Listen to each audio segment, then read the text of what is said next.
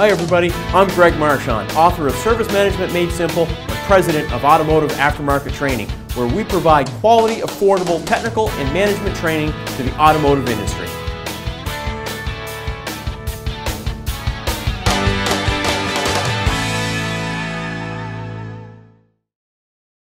Okay, so let's talk about mass airflow sensor diagnosis, because the mass airflow sensor, not only is it a common problem in our industry, but it's a critical sensor for the engine control system, right? It tells us how much air is coming into the engine. Now, you could visually inspect it, look for fuzz, look for oil, look for contamination on that mass airflow, but we want a definitive answer.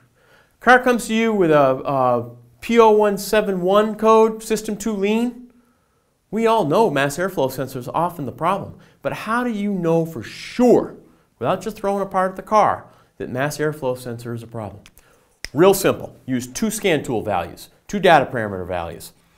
Calculated load and long-term fuel trim. Calculated load. What is calculated load? Well, we've all heard about volumetric efficiency, right? And volumetric efficiency is the ratio of how much air can actually physically fit in the engine compared to how much air is truly brought into the engine. Okay, and that's affected by engine speed and throttle position and engine wear and atmospheric pressure and all these things. You can go online, you can get a VE calculator. I've got one on my laptop. And you can put all the numbers in and you can come up with a number.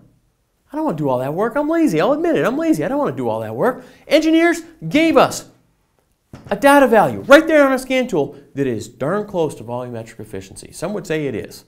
Okay, and that's calculated load. So calculated load is going to give us the maximum amount of air that's truly coming into our engine. Now, keep in mind, when is this true? When is that calculated load value really good? When's the one time during engine operation you can actually compare a calc load value and understand what it's giving you?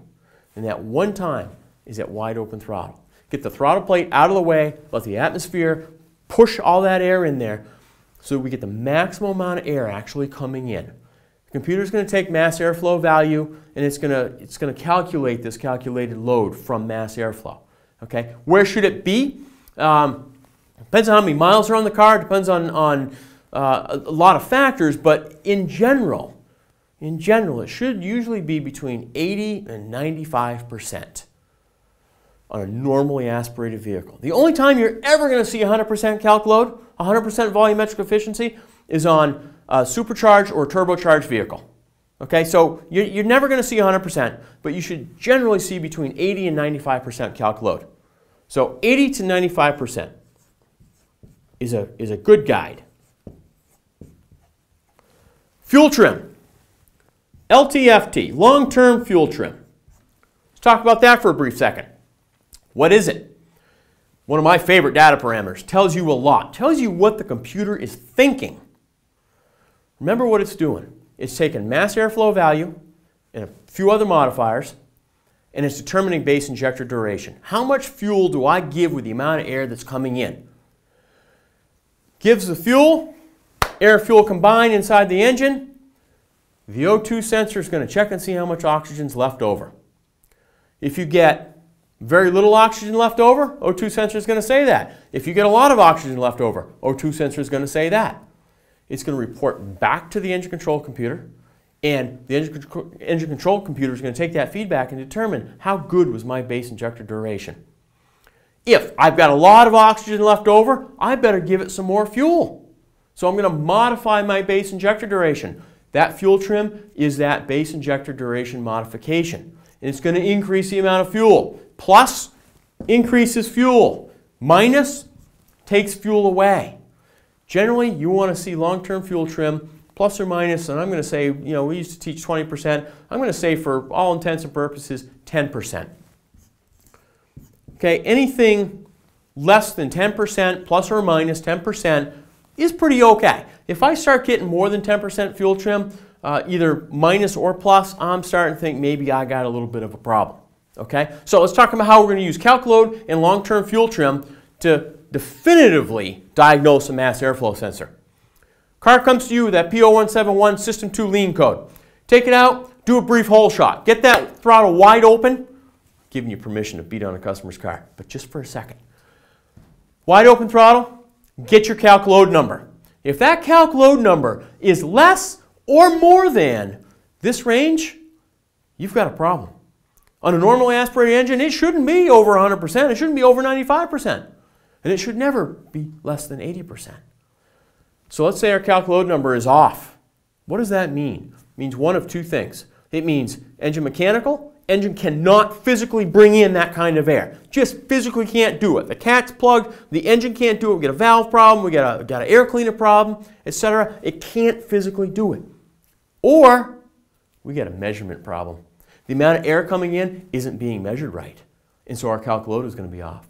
It's one of those two things. We need to, as technicians, figure out what that means. Now, fuel trim is the key to that. Okay? Because think about this. If it's engine mechanical, if you've got a plugged cat or a plugged air filter or a valve problem, etc., is the mass airflow sensor going to be actually measuring the right amount of air coming through? Yeah, it will. It just sees what it sees, right? It's not real smart. It just says, hey, this is what's coming through. I'm going to tell you what's coming through.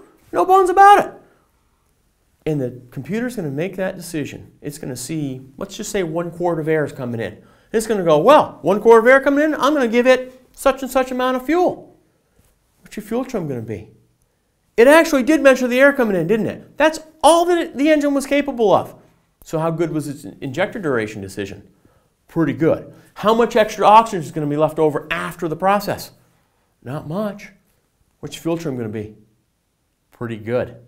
So if you've got a calc load that's off because of engine mechanical, your fuel trims are going to be really nominal.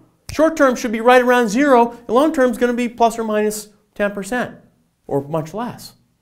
Now, what if it's an actual measurement problem? What if the mass airflow sensor does have a problem?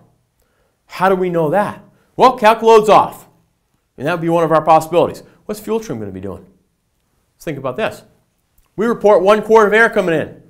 The computer makes a decision to combine this much fuel with 1 quart of air. Except that 1 quart of air was just what the mass airflow sensor said was coming in. Really, we got 10 quarts coming in. That's what's really happening. Mass airflow can't see that. So we think we made a decision based on 1 quart.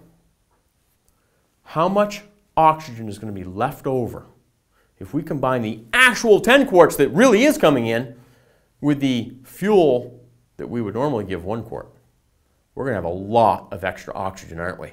The O2 sensor is going to say, hey, whoa, time out here. We got way too much O2 down here. What's the computer going to do? It's going to modify injector duration. It's going to say, whoa, I got that much oxygen. I better give it some more fuel.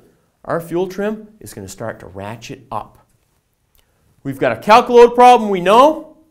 We've got a fuel trim problem now. Maybe it's plus 25%. Mass airflow sensor is your problem.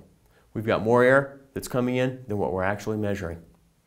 Okay, so use calc load, use fuel trim. Calc load is off, fuel trim is 0, engine mechanical. Calc load is off, fuel trim is high or low, mass airflow sensor. Keep up the good work, never stop learning. You can find out more about what we offer at intelligentmechanic.com.